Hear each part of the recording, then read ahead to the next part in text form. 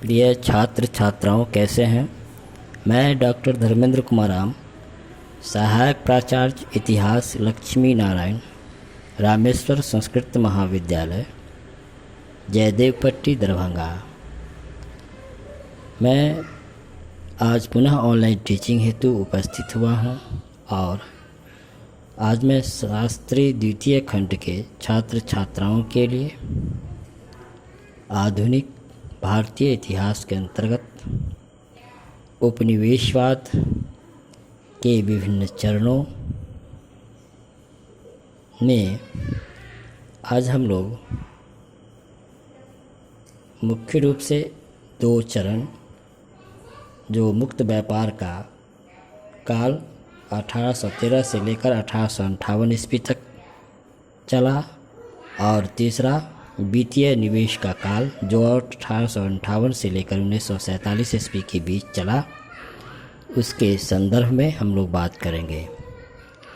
पिछले क्लास में बच्चों हम लोग उपनिवेशवाद से क्या समझते हैं और भारत में ब्रिटिश उपनिवेशवाद के 3 प्रमुख चरण, जिसमें हम लोग व्यापारिक एकाधिकार का काल जो 1757 से लेकर 1813 तक माना जाता है, प्रथम चरण की चर्चा कर चुके हैं। आज हम लोग उपनिवेशवाद के द्वितीय चरण मुक्त व्यापार का काल और तृतीय चरण वित्तीय निवेश का काल की चर्चा हम लोग करेंगे। जैसा कि हम लोग जानते हैं, इंग्लैंड में औद्योगिक क्रांति के साथ ही औद्योगिक उन्नति प्रगति के साथ ही भारत में ब्रिटिश उपनिवेशवाद के दूसरे चरण की शुरुआत प्रारंभ हुई और इस चरण को मुक्त व्यापार का काल जो 1813 से लेकर 1858 तक कहा जाता है। 1813 के चार्टर एक्ट के प्रावधान के अंतर्गत अंग्रेज ईस्ट इंडिया कंपनी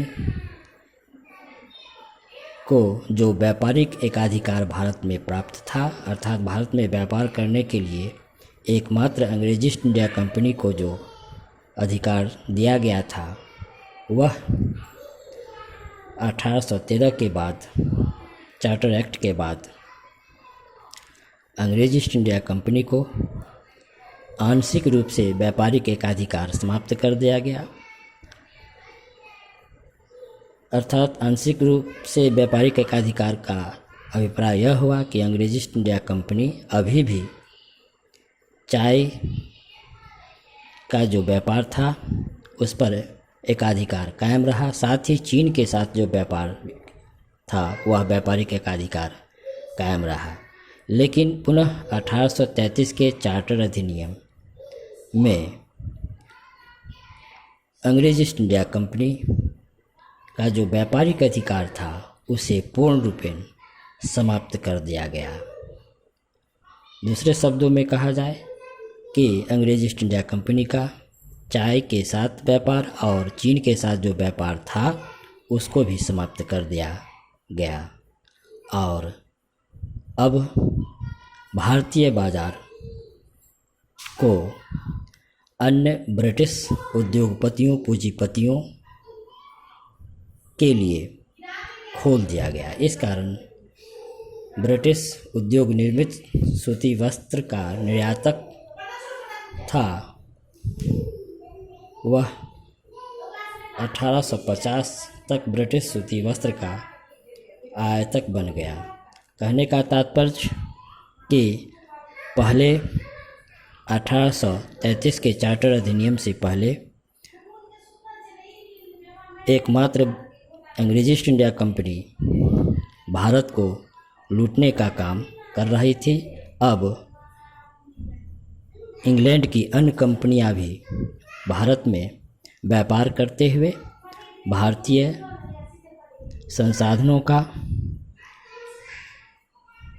लूटने का क्रम शुरू हो गया। भारत अब कच्चे माल तथा खाद्य पदार्थ का निर्यातक और निर्मित मालों का आयातक हो गया।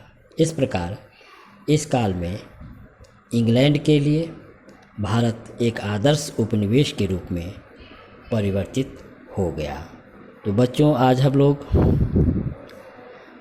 उपनिवेशवाद, भारत में ब्रिटिश उपनिवेशवाद के जो द्वितीय चरण था, मुक्त व्यापार का काल, जो 1813 से 1858 तक चला, उस पर चर्चा की। धन्यवाद।